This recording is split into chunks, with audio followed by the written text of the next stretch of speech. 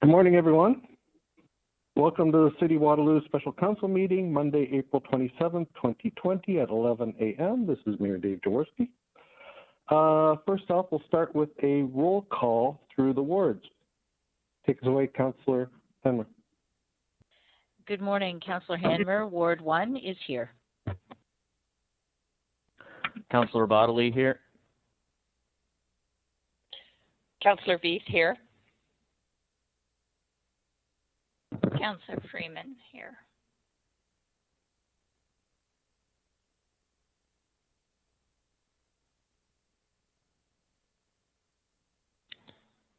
Councillor Henry here.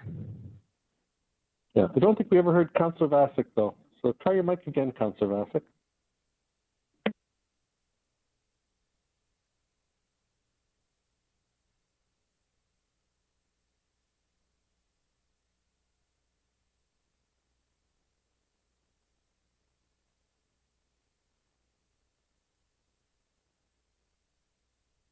We may come back to Councillor Vasic, but Councillor Ward 7. Ward 7, Councillor Bonago is here. And I'm getting a message that Councillor Vasic is on.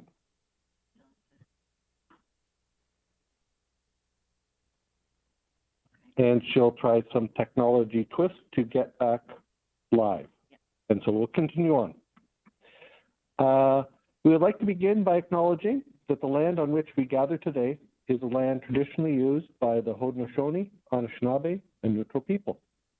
We also acknowledge the enduring presence and deep traditional knowledge and philosophies of the Indigenous people with whom we share this land today.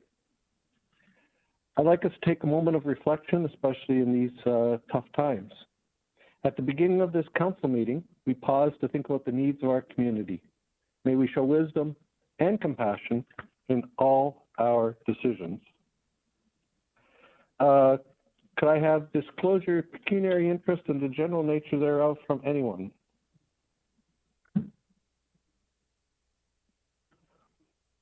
Hearing none, I will look for approval of minutes, and we'll go with Ward 1 and Ward 2 to consider that. Thank you, Mayor. I'm happy to, it's Councillor Hanmer. I'm happy to move the approval of the minutes as presented in our agenda. Thank you. Councillor Bodley, I will second the motion, and I am in favor of such. Okay, thank you. And we'll go back to Ward 1 for voting, and then to Ward 3. I approve of the minutes, Councillor Hanmer. Thank you. Councillor Veith, I approve the minutes. Councillor Freeman, I approve the minutes.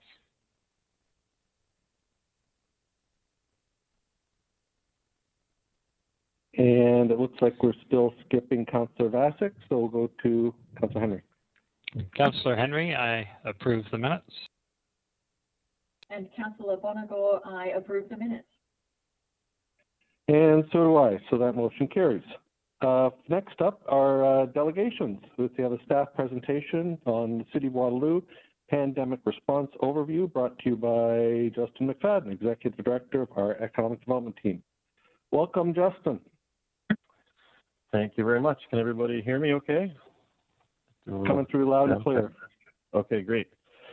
Tim asked that I say my name before I start, so this is Justin McFadden, for the record, from ECDev. So we wanted to take a quick opportunity today to update Council on what Economic Development has been working on since mid-March, and also share some of our insights and observations during this time.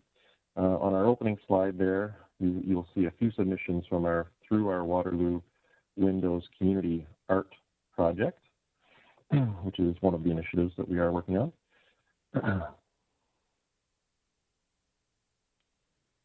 And if you want to jump to the next slide, Julie. Thank you. So today we're just going to give you a quick overview on COVID-19 support initiatives, so supporting the here and now and some of the challenges that are happening at this moment.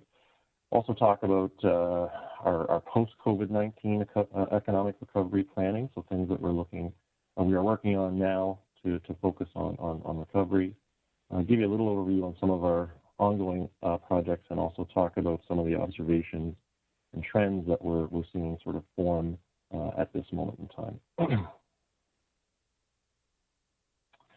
So in terms of COVID-19 support, one of the big initiatives that we're working on in support regionally is the Business and Economic Support Team for Waterloo Region. And Julie, if you want to jump to the next slide, and we'll come back to this slide. SWR, it's a regional organization that's been set up to represent our local economic interests during COVID-19. It's being led by Tony Lamantia of the Waterloo Region ExDev Corp, and is made up of 4 different industry committees, which you see listed there: industry, workforce, advocacy, and GR, and communications. The industry committee has 4 subcommittees within that: small business, manufacturing, tech, and development. And the goal of SWR is really to act as a unified lobby, feeding information and feedback to the feds and to the province to help guide their COVID-19 recovery efforts. So we have city staff, ECDEV has representation on a number of these committees and subcommittees, and we provide a lot of input. We meet weekly in these groups, a lot of different industry representation from the region, and we're able to provide some interesting input and couple of interesting examples of things that we've fed up that have been actioned. When the emergency wage subsidy was originally announced, it was clear there was a gap in the criteria for startups and new businesses. It's pretty hard to have a 30% revenue decrease when you just started your business. So we fed that up through the tech committee, up through Tony's group, and Communitech is part of this as well. And within 5 days, the federal government had come out with changes to that program to accommodate startups and new business. The Development Subcommittee, they recognized a bunch of challenges that we were seeing on the rental side of things. And we saw on Friday the Ontario Canada Emergency Commercial Rent Assistance Program was announced, which will give commercial rent small businesses, so less than $50,000 a month, essentially a 75% reduction of rent for 3 months going forward. And then the latest major communication that's been sent to the feds and the province is really asking them to consider 3 things as they go forward. One is to look at the speed, and so deliver these programs quickly. Inclusion, ensure programs are inclusive of all types of businesses and corporate structures. And then also extension and recovery. So most of the programs that are being put in place are 3 months, and asking that those be extended into the fall. So a lot of good work there, and a lot of good responses from the feds and the province. If you want to jump up a slide, Julie.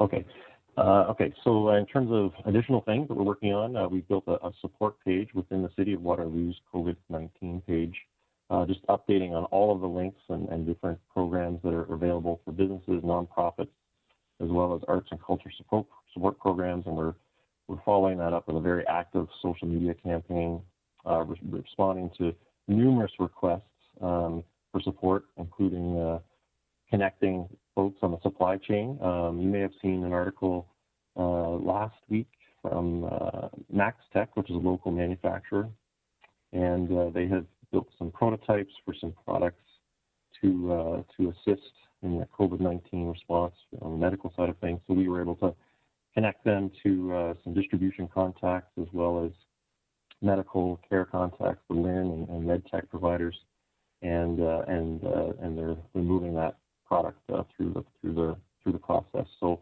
lots of work on that front. Continue to do lots of outreach. We built our open restaurant list, which was announced and press released on Friday, and had a tremendous response to that. I was actually quite surprised to know how many businesses are open, restaurants are open, and so it's been a really good response on that Google site that our team built, and are continually updating as we go forward. A ton of community engagement stuff. a big pivot on the arts and culture side, focusing on virtual events as we go forward. And our team is spending a ton of time understanding what's going on in the industry. There's a lot of information, a lot of different organizations and experts providing webinars and information that we're spending a lot of time educating ourselves on.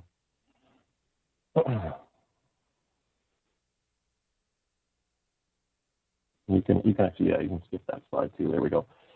So that was kind of what we're focused on in the here and now. Things have largely stabilized a bit as a lot of these government programs have come online. So we're now focused on a lot of our efforts on the post-COVID economic recovery planning. So we are working on a joint project with all of the different regional municipalities, looking at options for long-term economic recovery planning. So doing a bunch of research on other historical crises, other regions that are coming online earlier, like Asia and others, and seeing the impact and lessons learned from those, and then looking at things like impacts on human behavior, business decisions, workforce, societal norms, and that sort of thing, all with the goal of putting economic responses, putting a plan in place that will lead to an economic recovery, a more successful and quicker economic recovery here in the region.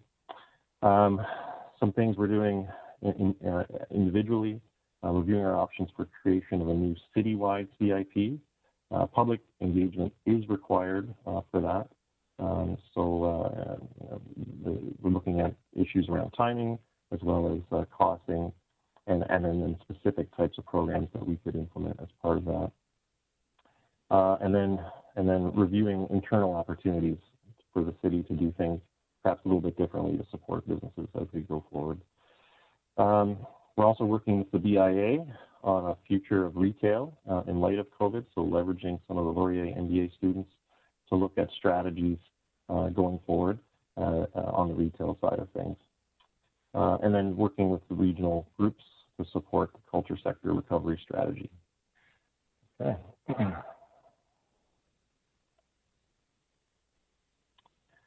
Some general observations and trends that we're seeing. Interesting on the real estate front, the warehousing users are lining up for space. There is way more demand for warehousing space than there is warehousing space available, at least in the region. I think that's a trend we're seeing kind of across Ontario. And that's kind of at the expense of retail. As you can imagine, Amazon and other online retailers are having a tremendous amount of success. I think Shopify is now the second most valuable company in Canada. Their stock has gone up 40% since mid-March. So it's definitely there's definitely some impact there. Industrial space is exceeding supply locally. It was before. It's continuing to. We have a plastics manufacturer sign a lease North Waterloo for 30,000 square feet of space to do some manufacturing, and they'll take that space in July. So it's good to see some solid continuity on those fronts. Going forward, we do expect to see a lot of interesting potential impacts. This is coming more from different analysts and experts in the community, but worldwide experts, I should say, impacts to cities. So this will impact big cities and small cities differently. The expectation potentially is to see kind of a migration out of larger cities to more mid-sized and smaller cities. So folks that have want more space, they want a yard, they want a house, maybe they don't want to live on the 40th story of an apartment building going forward. So one thing that we've seen some input on that front. Obviously, office and retail, real estate markets, we do expect some impacts. Office, with a lot of folks now working from home and companies making that transition. Certain companies have made that transition fairly easily. Do they need as much office space going forward as they once thought? And obviously, a lot of challenges on the retail side of things as well. Use of public transportation, parking. So we will see probably reduced use of public transportation, at least for a while, and perhaps increased demand for parking based on social distancing and those sorts of issues as we go forward, at least for a while. large event participation, not so much of an impact here, but worldwide and then larger cities. Will there be professional sports next year? Will there be concerts? And what kind of financial impact will that have on cities like Toronto, and to a lesser degree cities like Waterloo and Kitchener?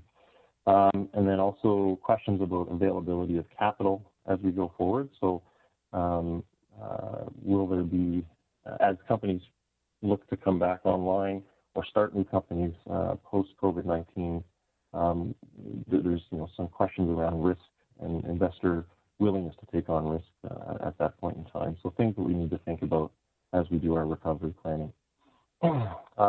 Retail, restaurants, service sector, hotels, arts and culture, obviously very vulnerable at this point in time.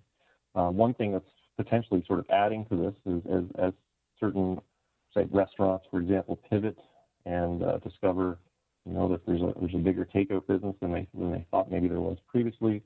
They had laid people off. They're looking to bring people back. A number of those folks are passing on that opportunity, given that they've received some government benefits and are opting to stay home versus go back to work for the moment. So it's adding to some recruitment issues for some of those companies that are now looking for people.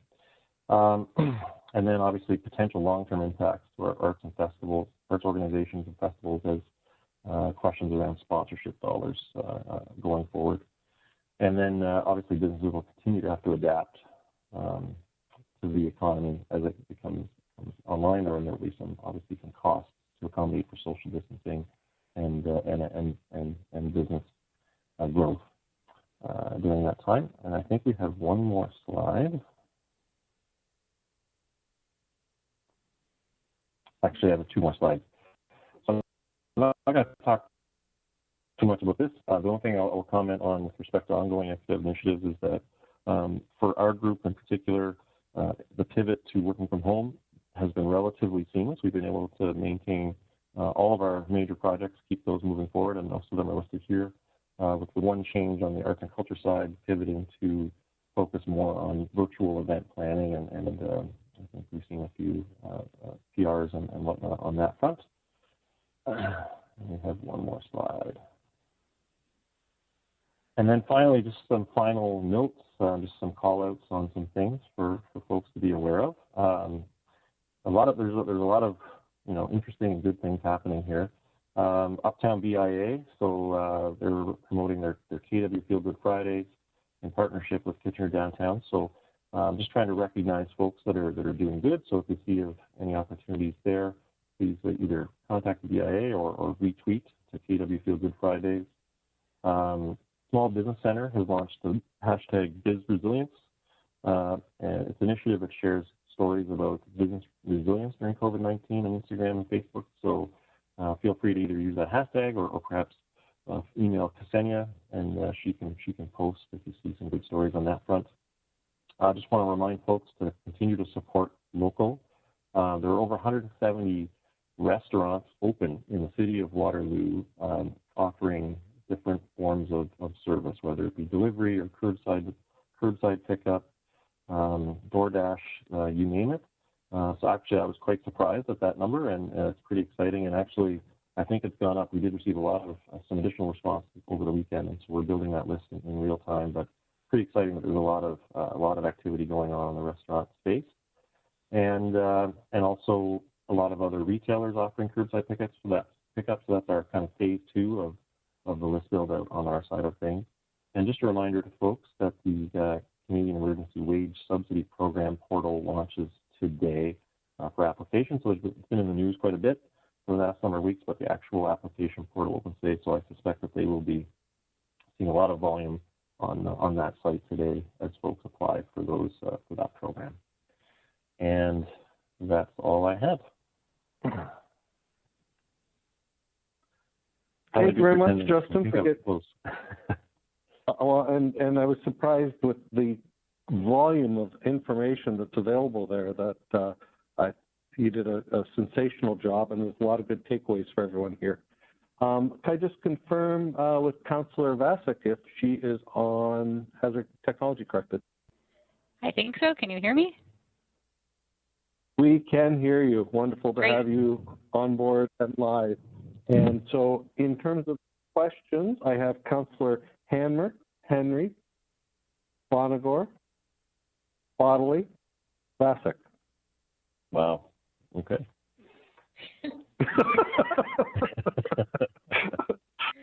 Okay, go ahead, Councillor Hanmer. Thank you. It's Councillor Hanmer. Through you, Mayor. Justin, that was a great presentation. Thank you very much for all the update and the work that the ECDEV is doing and with our partners within the community. I think there's a lot of great things there. I've had really good responses to the map that has all of the restaurants that are open, and I too was quite surprised at how many are there. My question is really around the broader not-for-profit sector. Throughout your presentation, you mentioned about the information and the focus on arts and culture and a few of the other not-for-profits, but can you share with us, or maybe it's just a plant at this point, that as we're looking at the revamping and bringing businesses back into being, that the broader not-for-profit sector be considered as part of the strategies? I recognize that there are different funding sources that may be available to them. However, with an organization within the city, it would be important for us to focus on it. And I'm thinking, community support services, our neighborhood associations, and the broader public sector, so not-for-profit sector. Yeah. So what are your thoughts? Yes, sure. Through you, Mayor, to Councillor Hanmer. I can certainly speak to the sort of the broader regional context. Our team is working with a number of regional partners in the local cultural sector, looking at strategies for supporting the sector during the recovery phase. So there is a lot of high-level work that's being done. We're also working with Cambridge and Kitchener, trying to strengthen our policies around film, television, new media, and those sorts of things. There's also a number of announcements that have been sort of, I guess, previewed by the federal government in terms of sort of quantifying the overall amount of funding that's going to come into the arts and culture sector. I believe it was about $500 million is what they had noted. But we're still waiting on some kind of details in terms of how those programs will kind of be implemented to our, key cultural institutions and that sort of thing. So we're going to be ready to make sure that folks have that information in their hands as it becomes a bit more clear on those sorts of programs. So there's definitely a lot of collaboration happening regionally with a focus on arts and culture. Even the Best WR folks do have arts and culture as part of what they're feeding up through the small business subcommittee. So there does appear to be a pretty healthy focus on the arts and culture side. Mayor, through you, a follow-up. Justin, I can appreciate for arts and culture. That's great. There's lots coming, but the not-for-profit sector is broader than arts and culture. So my question was really on that broader phase of not-for-profit, so including our community support programs and our sports and recreation kinds of activities, which don't typically fall into arts and culture, just to make sure they're on the radar. Yes, no, and I probably defer to Mark maybe on that a little bit, but I have definitely seen some emails internally from Jim and Mark and others with quite a bit of activity on that front. But I'd probably defer to them for a deeper comment. Through the Mayor, this is Commissioner Dykstra. Through the Mayor to Councillor Hamner. Yes, we are connecting with our sports groups, our neighborhood groups, and affiliate groups that use our spaces as well. So on a number of fronts, we've connected with them through our staff liaisons, and making sure they have some strong plans moving forward where we can offer some support in kind. We're doing that. Other areas, communications, touchdowns with them on a regular basis. So a lot going on in that realm of sports, neighborhoods, and other affiliates. And we're connecting them too if there's a federal opportunity or provincial opportunity. We're offering that as well. So a lot on that front in community services for these not-for-profit groups as well, Councillor. Okay, thank you. Mayor, just one final comment around that. I think we have a real opportunity here as a city to be showing, as we're looking at bringing all of our industries, whether they are for-profit, not-for-profit, whether they focus on arts and culture, or whether they focus on sports and recreation, to bring them all back together at the same time and show that regardless of what their funding source is a business, and to make Waterloo a thriving community, we need all of them working together. So I really appreciate the initiatives that are there, and I hope that we can continue that partnership moving forward with not-for-profit and for-profit. Thank you. Thank you, Councillor Henry. Next up, Councillor Henry, then Bonagor, Bodley, Vassic. Thank you, Mayor, and thank you, Justin, for the detailed report, and through you to all of your staff who are working so hard to be able to support our community through this challenging time. I have a question and then a comment. I'll start with the question. I saw in your presentation that there's some research that's being done around what COVID-19 will do in terms of changes over the medium and long term, as well that there's a future of work task force. What I didn't see and what I'm curious about is a sense of the current work challenge and how we have an equitable and just recovery that's going to be part of Best WR and our economic development strategy. I've been following some economists, some locally and some up in Ottawa, who have shown some national level data around who has lost the most and the hardest around going out of work. It tends to be women, and we know that as schools stay closed and childcare remains difficult, that the reentry into the workforce, no matter how it is eased up, will not be just and equitable and fair unless we make sure that it is. So I just wanted to ask you where in the various groups and the thoughts and the planning is the background information we need to understand that, and making sure that that's at the forefront of the work and recovery. Right. So through you, Mayor, to Councillor Henry, well, that was a very wide-ranging question. I think that certainly, focus on inclusion.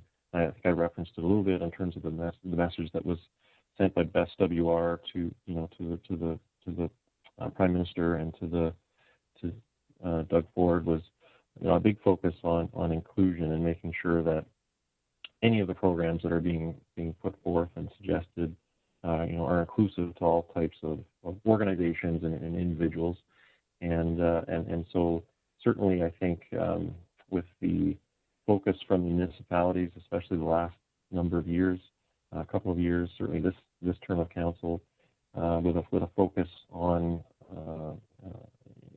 inclusion. It's certainly something that I think we constantly think about and discuss in all of these different types of forums that we're exposed to in terms of supporting COVID-19. So I mean, other than that one example, going to the recent example, communicated to the Prime Minister, it's more of kind of just sort of generally that's an ask that we're all sort of making as part of this process, is to make sure that that we're not leaving anyone behind, whether it be homeless or different groups that you referenced. It's certainly I think a common theme in all of these discussions that we're having.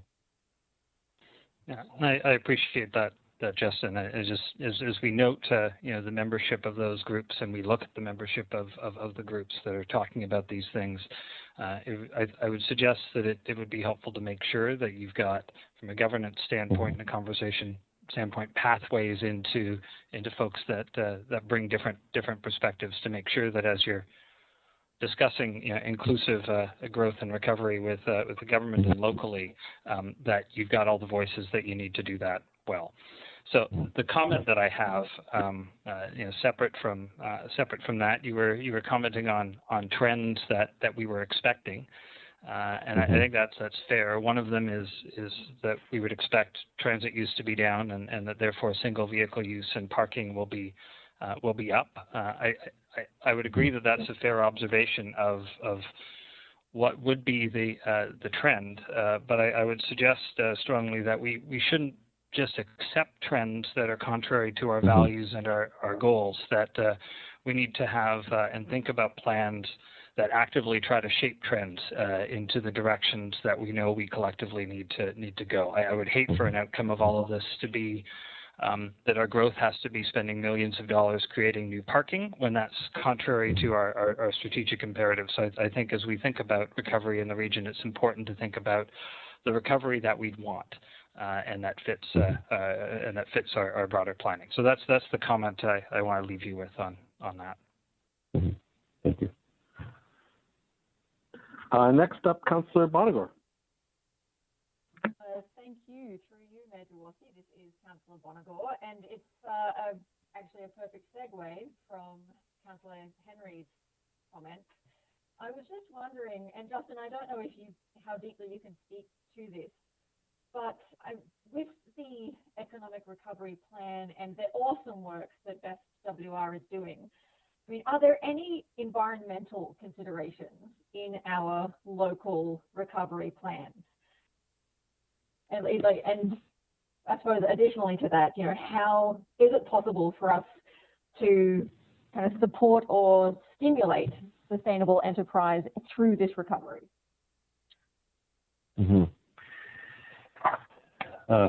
Through you, Mayor, to Councillor Bonagor, one of the ongoing sort of dialogues that is happening, and it's happening within a couple of the subcommittees within SWR, is to make sure that we are still, focusing on innovation, and that was one of the things that was some groups were concerned about.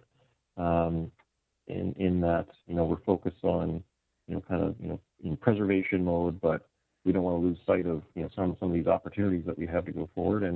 And a situation like this, sort of also provides a community that's well positioned to take advantage of new opportunities. So one of the ongoing dialogues is innovation and continue to spend money and invest in innovation, whether we're promoting it or actually, doing it ourselves.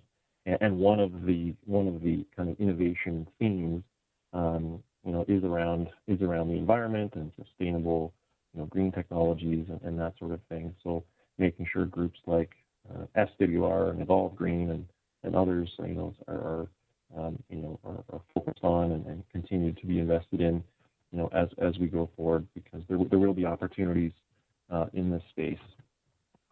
So it is definitely one of the themes that is discussed in those groups for sure.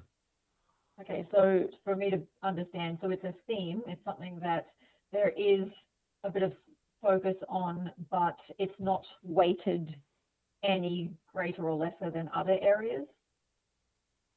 Like there's no preference being given to this?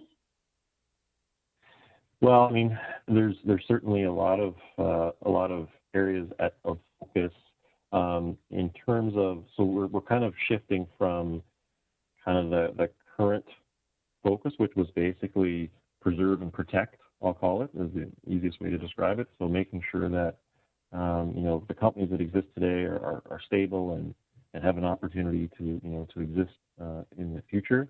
And now we're shifting to this kind of recovery phase, and that's where these sort of these types of things I was referencing in terms of investment opportunities, investing in sustainable technologies, and that sort of thing.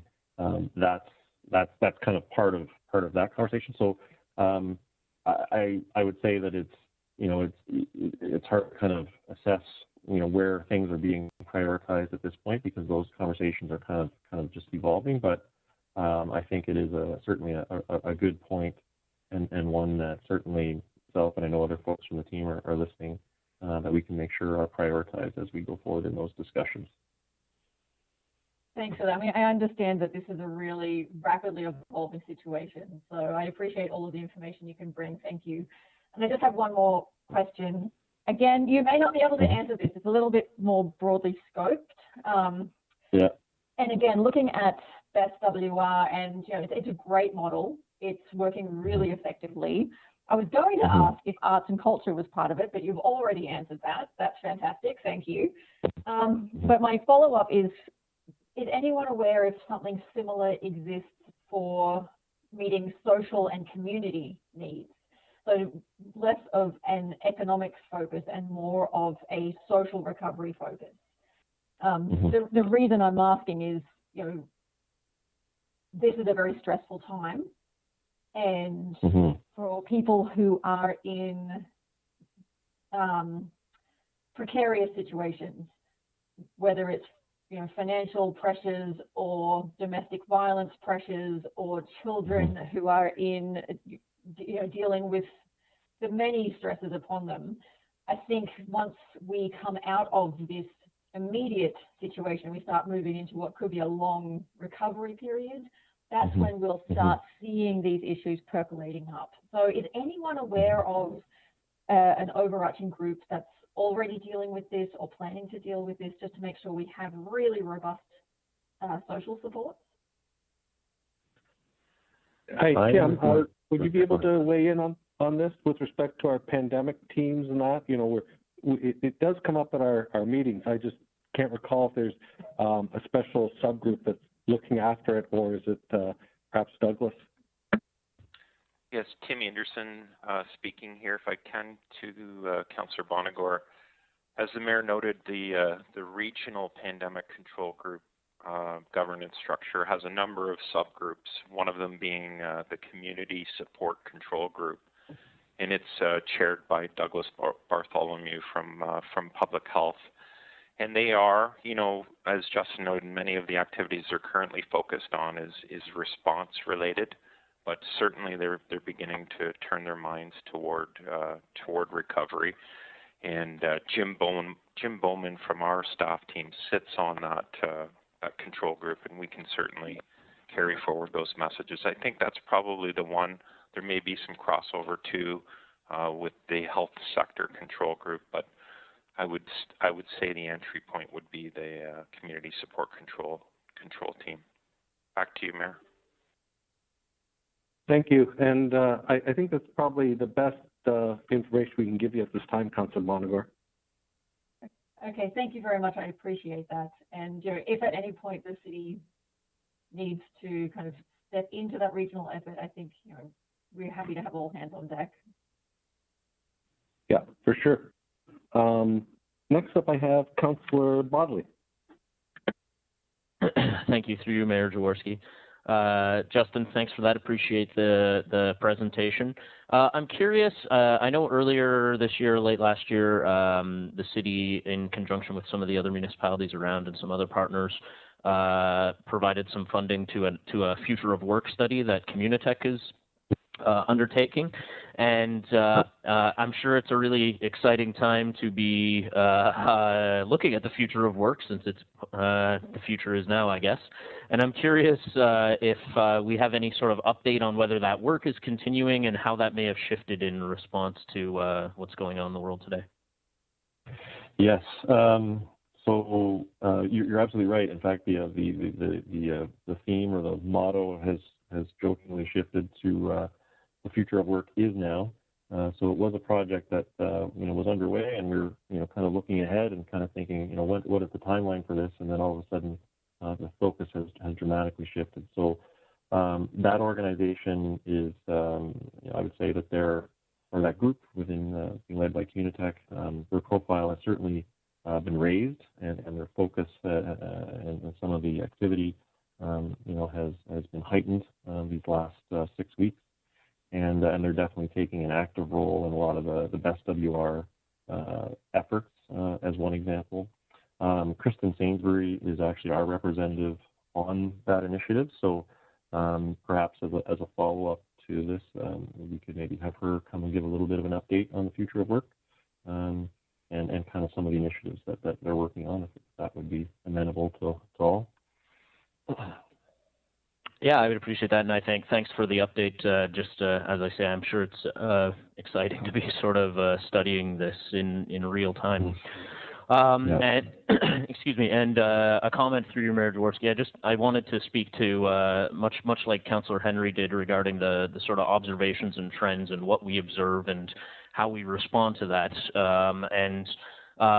Again, I want to echo Councillor Henry's commentary regarding public transit and parking, but also, excuse me, I think one of the trends that we are seeing is a significant uptake in active transportation, and I think that very well aligns with some of the strategic initiatives of the City of Waterloo, and I want to highlight that as a trend that I think is happening in the globally and certainly in the region here. We've seen a lot of discussion around how bike shops are doing very well in this time, and sort of what the city's response to that may be as we emerge from this challenging times, and what opportunities we may want to look at expediting in our goals there is something that I wanted to highlight. And additionally, I wanted to talk about the trend that you noted regarding more and more people looking for backyards and potentially not wanting to be on the 40th floor. Again, that may be true, but I think if we want to have sort of a takeaway from that, I think the takeaway from that, from our perspective at the city, should be more around providing, making sure that we have strong access to public spaces and that we're not relying on private amenities within those buildings for people to be able to get out and enjoy the outside. Again, like Councillor Henry said, I appreciate analyzing and looking at the trends, but I don't know that we want to sort of upend our strategic initiatives and strategic goals as we move forward. So I'll just leave it at that. But thank you very much, Justin, and back to you, Mayor. Thank you. Next up, I have Councillor Vasic. Thanks through you, Mayor Jaworski. Thanks, Justin, for your presentation. Yeah, lots of great comments already. The only thing I'll offer, because it's also been something that's been really on my mind, reading a lot of stuff about what recovery looks like and what we prioritize during recovery.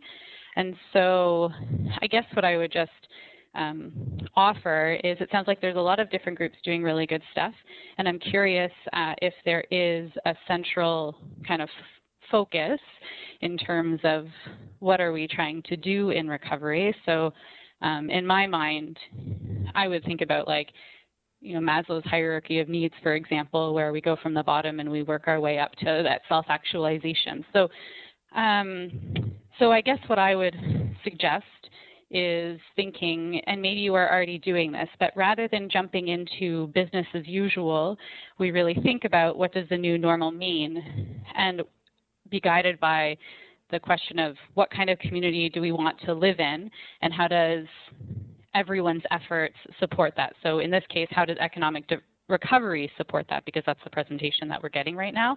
But I think every other group could probably be guided by that same question. So I would just, if you want to speak to this, that's great, but that would be sort of my wish for an approach, which is everyone's kind of guided by what community do we want to live in, what do we need to get there, how do we support everyone in the different sectors.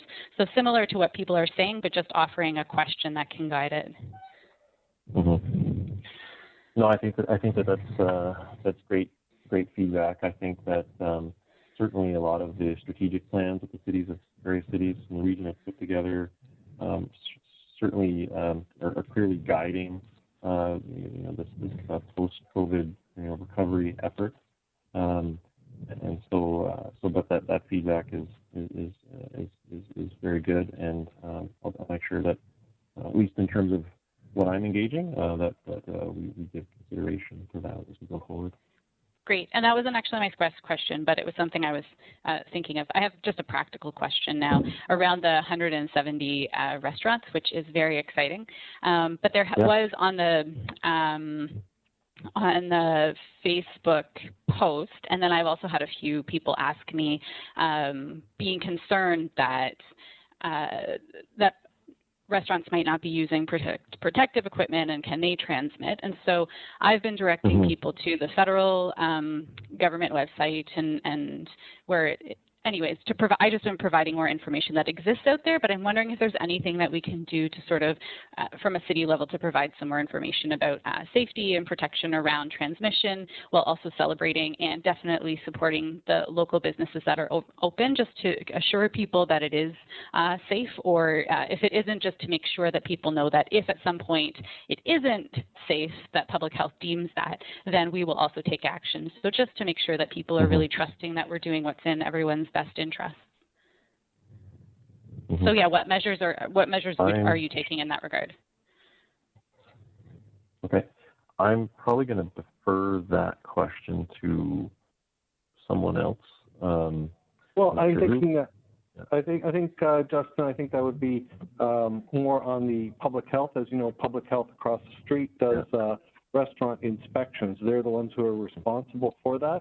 So I think it's a good question for me to forward to them to say what precautions are taking place, what restaurant inspections are continuing, and the like. I think that's probably best, Councillor Vasek. That would be great, yeah, for sure, because I was having a hard time finding that information to direct people to, and I wasn't sure about that, if they could contact public health inspections at the moment and whatever. So yeah, that would be really helpful. Thank you.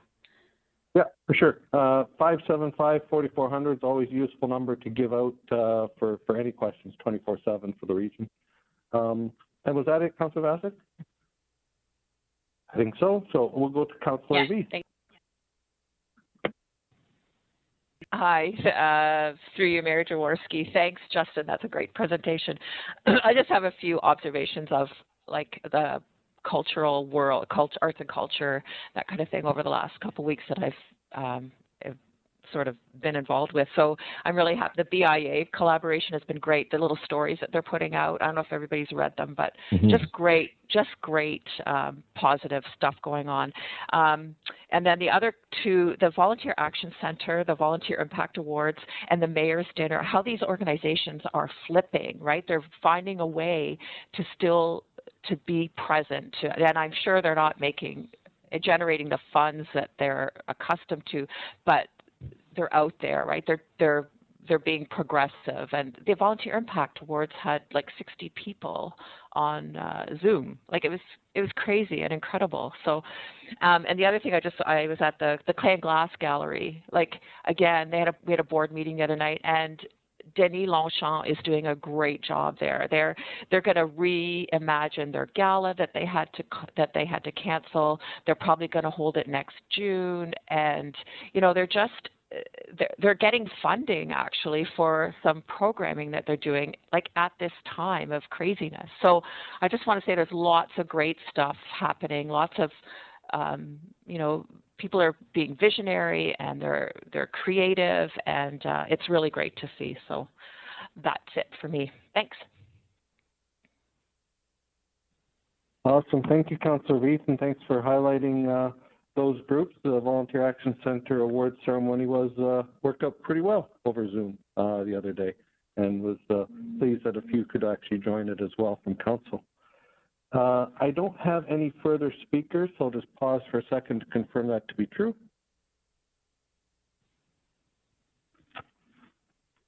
Hearing none, that was for information. I think. Let me flip back. That was for information. Thank you very much, Justin and team, on that. And thanks for continuing to be in touch with all our businesses and hearing how they're zigging and zagging and how we can support them. So thank you, Justin and team. Next up, I have the consent motion. And since we're on the phone, I will read them out. There's the 2019 fourth quarter health and safety report, the procurement award summary from the last quarter of 2019, the Beechwood 2 Homes Association budgeted levy, the Beechwood South Homes Association special levy, the Beechwood West 1 Homes Association special levy, the Glasgow 2 Homes Association special levy, the BIA levy for 2020. You'll see there it's numbered 124. There isn't a missing item number 3. It's simply misnumbered. Item H is the Waterloo North Hydro Holding Corporation nominees and proxy.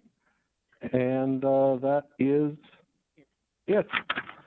And so we're going to do a round robin. So I look to Ward 3 and Ward 4. Be interested in moving the motion and voting for it. Councillor Veith here. I would be happy to move the consent motion as printed, and I support it. This is Councillor Freeman. I also support seconding the motion and support the motion. Thank you. Over to Ward 1. Councillor Hanmer, I support the consent motion. Councillor Bodley in favor of the motion. Councillor Vasek in favor. Councillor Henry in favor. Councillor Bonago in favour. And the mayor is also in favor of the consent motion, so that passes. Excellent. Next up, staff reports. Item A is the 2020 general tax levy, prepared by Robin Snook. Welcome, Robin, to the team. And I think this is just for questions only. Are there any questions at this time? I don't see, not hearing any. So I might look to Councillor Henry as Finance Chair to move it, and then I'll come back to you if you have any comments. Councillor Henry, move the motion. And next on my list will be Ward 5. Councillor Vasek, I second. Councillor Vasek, I second the motion and vote in favor. Thank you. Councillor Henry, any commentary on this one? No, this is routine and standard and would normally come to us, and I'm in support of it. So I'm voting in favor, since Councillor Vasek's already started voting. Awesome. As well she should. Get the show on the road. Next up, let's go Ward 7 and then all the way around. This is Councillor Bonago. I'm in favour. Councillor Hanmer, I'm in favor. Councillor Bodley in support. Councillor Veith in favor, sorry. My fault. Councillor Freeman also in favor. And the mayor is in favor too, so that passes unanimously. Thank you. Next up is a Parkview Crematorium Retort Replacement Release of Funds, prepared by Rory Doucette. Do we have any questions on the crematorium retort replacement?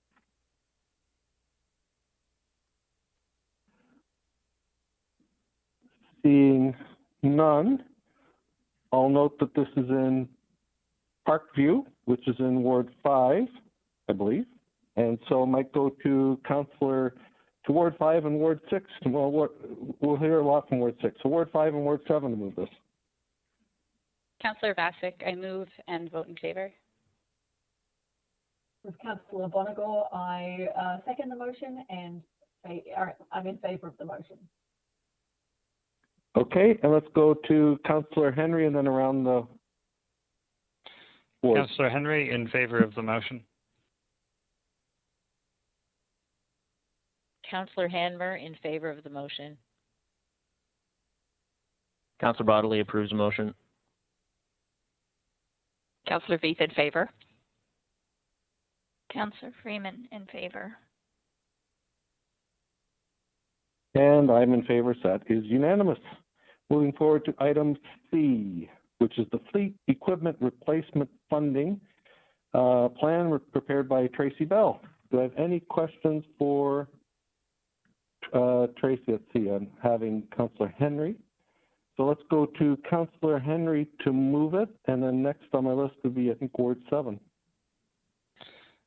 Councillor Henry moved the motion, and I'll have a comment once it's seconded. Councillor Bonago, I'm happy to second that for you. So I just wanted to express my appreciation for Tracy Bell. There are many more words in this routine report than there normally are, and I know that came because of comments many made, including, I know especially myself, during the budget round. I appreciate seeing that the city is looking to be on the forefront of fleet greening initiatives, has joined a collective group on that fact that has reporting and plans and metrics, and I will just look forward to seeing those come forward in the fullness of time. But this is a great example of the city leading on these kinds of initiatives, and I look forward to seeing the result.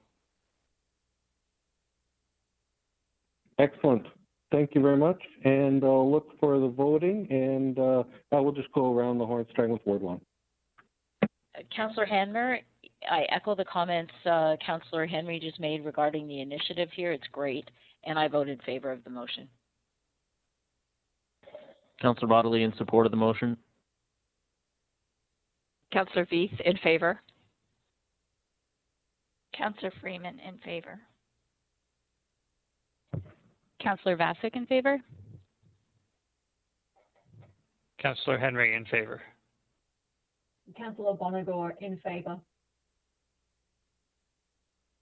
And the mayor is in favor as well, so that carries unanimously. Item D, the much anticipated Button Factory Elevator Funding Release Request.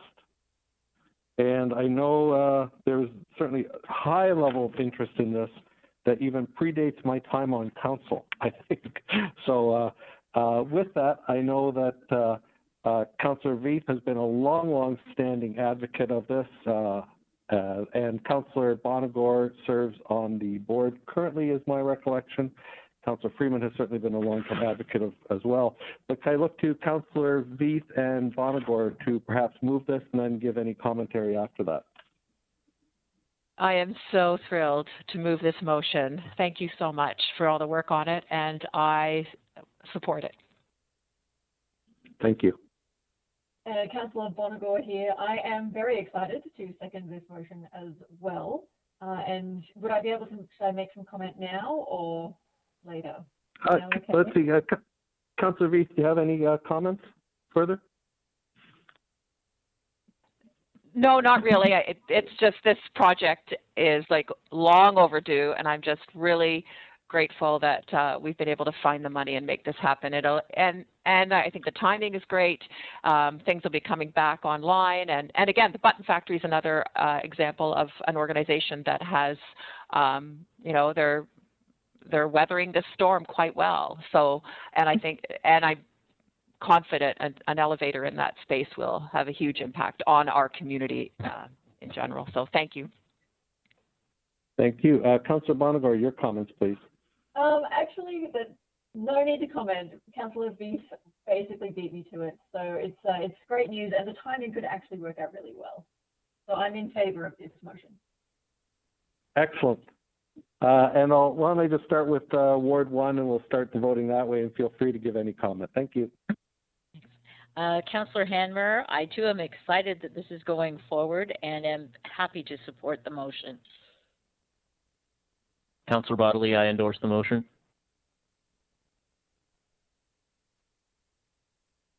And I think Councillor Veith has already voted, so Councillor Freeman. Councillor Freeman's in favor. Councillor Vasek enthusiastically in favor. Councillor Henry in favor. Councillor Bonagor has voted, and the mayor votes yes as well. So that motion carries, and it's probably well, there aren't a lot of highlights nowadays. That's got to be a highlight of the month of April for us. There we go. Thank you. Next up is item E, the allocation of the 2019 surplus, a report prepared by Paul Hatinga, available for any questions.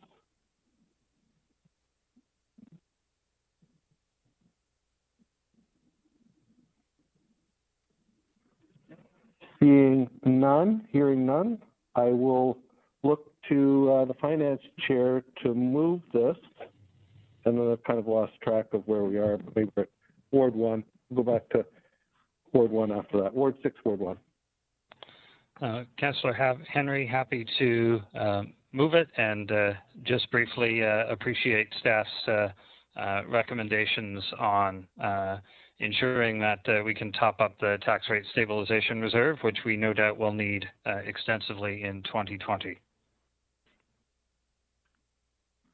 Councillor Hanmer, I'm happy to second the motion and vote in favor. Okay, let's continue with the voting with Ward 2. Councillor Bodley, I vote yes. Councillor Veith, I vote in favor. Councillor Freeman's in favor. Councillor Vasek in favor. Councillor Henry in favor. And Councillor Bonagor in favour, with thanks to staff for your efforts. Thank you. And the mayor's in favor as well, so that carries unanimously. Item F, financial impact of COVID-19 update report, a report prepared by Brad Witzel. Lots to see here. Questions for finance from councillors?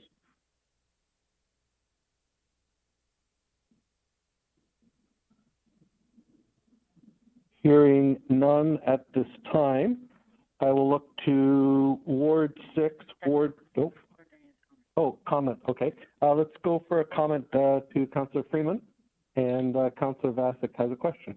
So Councillor Freeman, Councillor Vasek. Thank you, Mayor Jaworski, through you. I just wanted to thank staff for this report, and just to make that comment that I think people are really worried. Councillor Henry made reference to this earlier about the importance of topping up the tax rate stabilization report or reserve.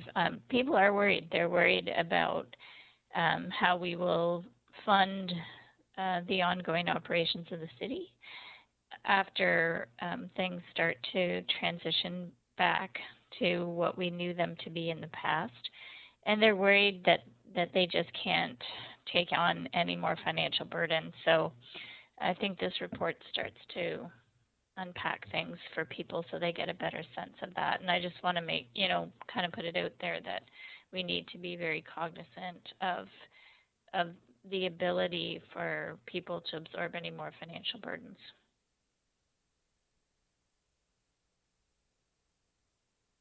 Thank you, Councillor Freeman. Councillor Vasek has a question. Yeah, through you, Mayor Jaworski. This is a really helpful report. And also, I think there's been a lot of information out there saying municipalities need extra support from upper levels of government, which also contributes to that sense of worry, in addition to individual things like losses of jobs or temporary layoffs, et cetera. So I guess I'm just curious if you could speak generally, for those who might be listening, about how the city is doing right now financially. I mean, I think council has probably had a few more, a little bit more in-depth updates because we have to read the packet, and we've had a few in-camera meetings, but just curious if you could speak generally to the state of and safety, like financial safety of the city of Waterloo in the current context and moving forward. What are some of the key concerns, and what are some of the things that the city are doing well, which I think we have a bit of a sense of from what we've heard so far? Hello, Councillor. I'm Keshwar here, and as the CFO, I'm happy to provide some kind of insight on this. So from a city perspective, from a finance angle, we're monitoring it in two different aspects.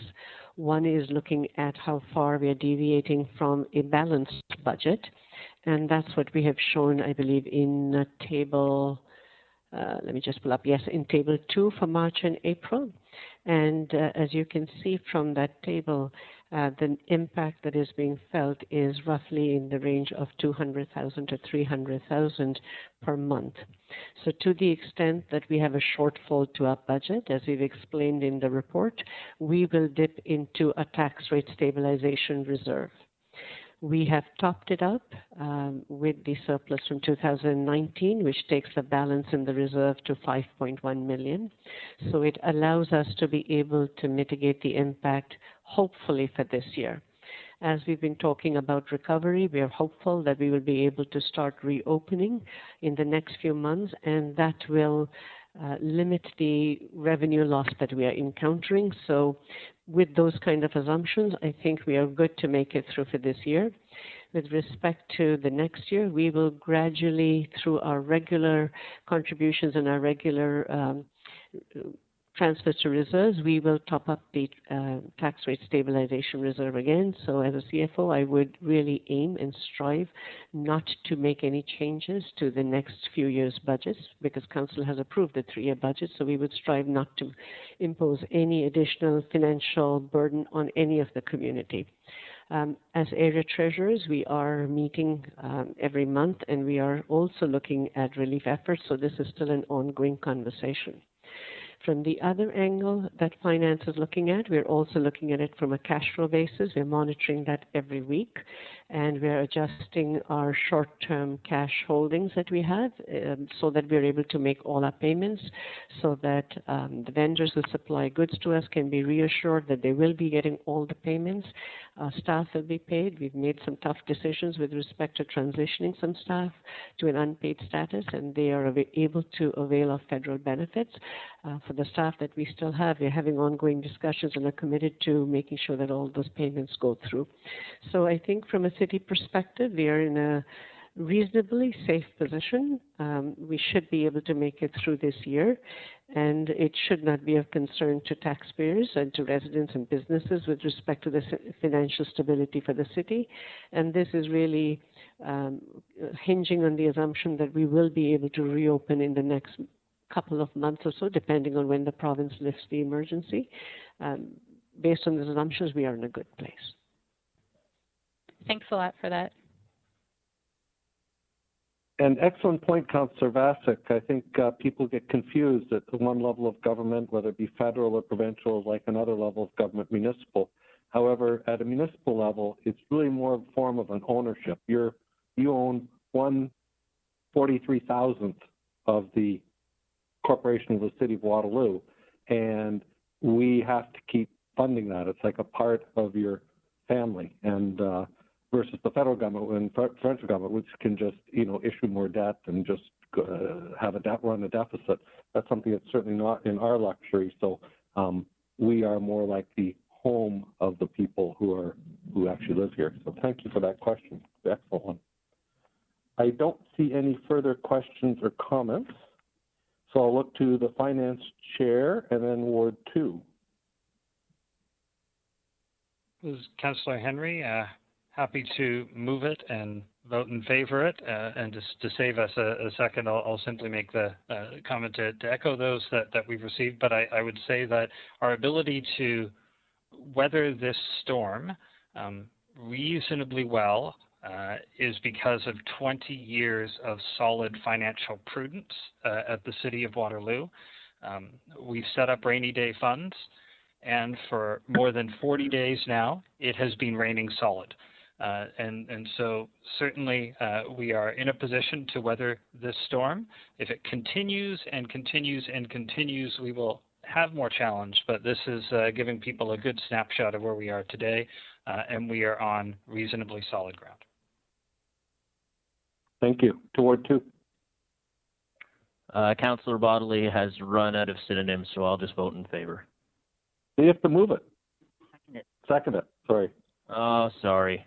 I screwed it up. I second the motion, and then I run out of synonyms, and now I'm in favor. Okay, and then we'll go to Ward 1, 3, 4, 5, 7. Thank you. Councillor Hanmer is in favor of the motion with gratitude and thanks to the finance team for putting together such a very comprehensive and easy to follow report. I'll echo Councillor Henry's comments that prudent decisions that have been made over the past have really put us in good stead. So thank you to all.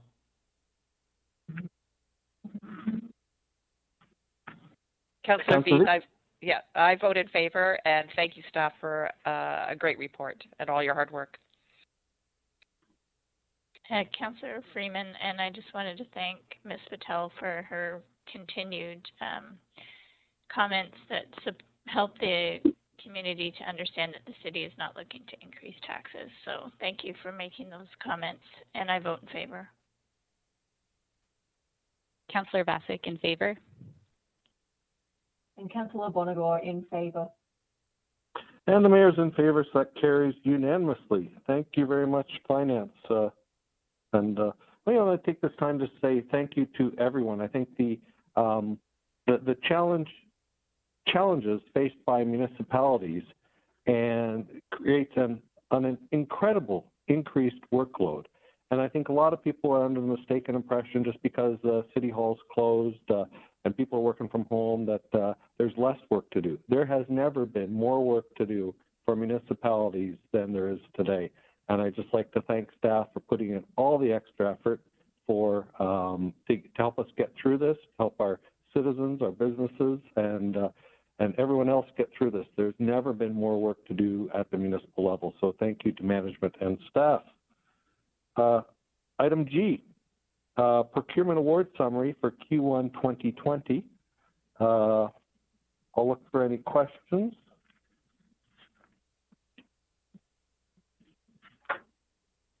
Hearing none, I'll look to the finance chair and then Ward 3 to move and second this. I will move it and then have a comment. Councillor Henry. Councillor Beef, I second the motion and vote in favor. Okay, so let's start voting with, Councillor Henry, you're going to make a comment? Yes, so just as a comment, if I appreciate that staff has brought back information on those items the CAO has approved using the additional delegation, and I would encourage staff to continue that reporting. In terms of the general procurement award summary that we're getting quarterly, I think it would be helpful for staff to evaluate whether these are one of the things that we don't generally need to be doing on an ongoing basis. And prior to submitting the next one, if staff want council to provide direction saying that we don't need to see that extra report and that work anymore, I would be happy for them to do so. I vote in favor of the report. Okay, so why don't we go with voting with wards 1, 2, 4, 5, 7. Thank you, Mayor. Councillor Hanmer, I am in favor of the motion. Councillor Bodley in favor. Councillor Freeman in favor. Councillor Bassick in favor. Councillor Bonagor in favor. And the mayor's in favor too. That carries unanimously. Moving down to the quick area here, no public meetings, no consideration of notice, no notice motion, no communications, no unfinished business. Questions from council?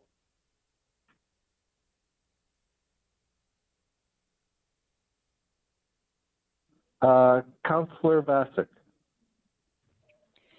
Through you, Mayor Jaworski. I know it's still early days, but we got the release about the community gardens being made possible from the province. So just curious if you could speak to what that means for the work of the city and area municipalities moving forward. Through you, Mayor Jaworski, to Councillor Vasek, it's Tim Anderson speaking here. Yes, no, it was really good news from the province that community gardens will be enabled as we go forward. There is one provision in that direction that requires the medical officer of health to kind of prescribe what the working conditions will be during this COVID-19 period of time. And so this is an actual agenda item this afternoon at our municipal sector control group meeting. We just hope to come together quickly and help Dr. Wong with any instructions she may need to give to all of the area municipalities. And I know Mark Dykstra's team behind the scenes is readying our crews to expeditiously activate those gardens as weather permits here and the growing season starts up. So I think we are in good shape. That's great. Thanks, Tim and Mark and your teams for all the work you've been doing already to make that possible. Thanks. Thank you again, Councillor Vasek. I think that this is something I was trading notes with a local MP on the weekend, and I think this is the kind of thing that is common sense. The people who are working in our community gardens are the most responsible people, most responsible citizens, and I think they'll all take great pride in bringing community gardens to our community. And it just gives so much hope that there is going to be a time that COVID-19 is gone and behind us, but there's little things we can do, the new normal, and this is a good practice of new normal to see how it works. So thank you to the different councillors who are all pushing for this or speaking out in favor of it. It was, certainly the government did listen. And with that, I think we move on to new business, and I'll ask Councillor Henry up next. So I thought I had one item. I'm told I have two. My first one is quick, and that's simply to note that tomorrow is when our labor leaders around the province and the country usually convene in person around the memorials set up in each of the cities to recognize those who have been injured or lost their lives while at work. While work looks differently for many of us, it is happening in the same way, in the same place, in a significantly different way for many people in our community. Certainly many of our people that are racialized, and a lot of women disproportionately. So I wanted to take a moment to recognize and reflect on tomorrow's annual day of mourning and day of recognition, that it is important for all of us, especially now and continued always, to think about health and safety at work, how we protect those that are out on the front lines today, and how we protect everyone so that at the end of the day, you can always come back home safely to your families. So I wanted to quickly recognize that, since it's happening tomorrow online and in a new way. The second item of new business that I have, I'd mentioned in the procurement award summary that the regular quarterly reports were not something I thought that we needed to see. If council agrees, I'd be happy to move a motion directing staff to no longer produce those quarterly reports for council. And the rationale, I would say, is those reports were created when the threshold for staff approval of flowing funds was slightly increased a number of years ago. It really has become a make-work project that, while I find the reports interesting, I do not find them useful or necessary from a governance perspective, since council-approved policies and council-approved budgets well handle the responsibilities. So we don't get information and don't have decisions that would arise from them. So I'd be happy to move direction that we no longer need to receive those quarterly reports. Thank you, Councillor Henry. Next up on the list was going to be Ward 4. To consider to second that one. As Councillor Freeman, yes, I'm happy to second that motion. Thank you. Excellent. Now let's start the voting with Ward 1. Councillor Hanmer in favor. Councillor Bodley in favor. Councillor Veith in favor. Councillor Vasic in favor. Councillor Henry in favor.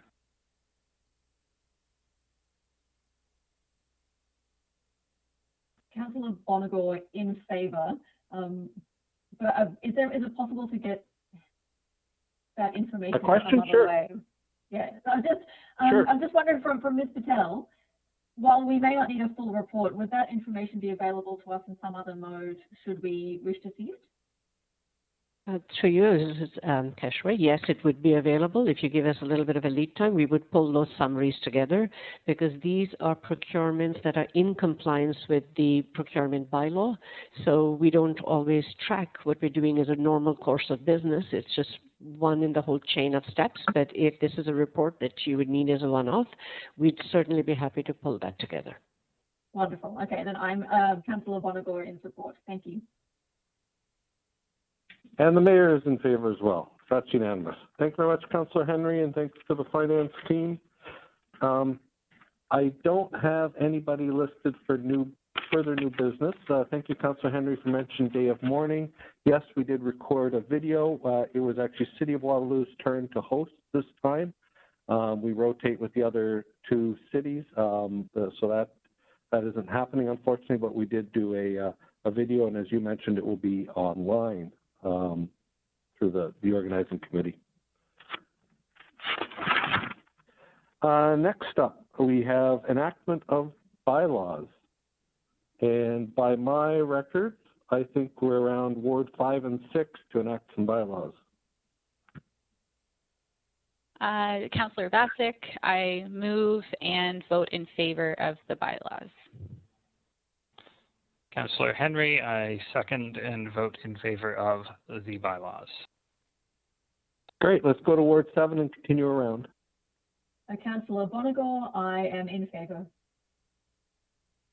Councillor Hanmer, I'm in favor of enacting the bylaws. Councillor Bodley in favor. Councillor Veith in favor.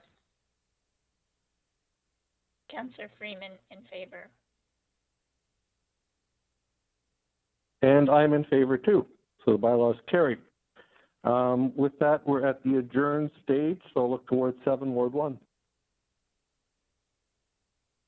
Councillor Bonagor, I move to adjourn the meeting and will vote in favour. Councillor Hanmer, I second the motion to adjourn the meeting and vote in favor. Councillor Bodley, I vote affirmative. Councillor Veith, I vote in favor of adjournment. Councillor Freeman in favor. Councillor Bassick in favor. Councillor Henry in favor.